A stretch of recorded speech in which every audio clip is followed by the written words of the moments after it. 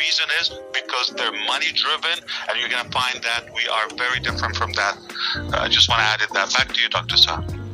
Excuse me. As he was mentioning about the end-to-end encryption, there was another company, a giant company in America. I would not like to name it because it was used in Donald Trump's election.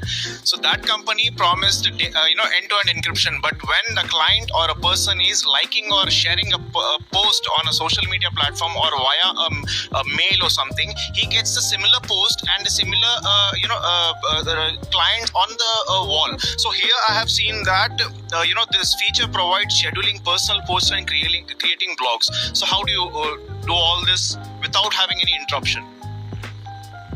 Yeah, so again, we fell into the comparison thing, and I want you to completely detach from what you know. The intranet that you know today is about to change. So we're not competing, we're not referencing to anything else. So just look at what we have, and then I want you to be the judge. I genuinely want you to use it and start seeing the difference.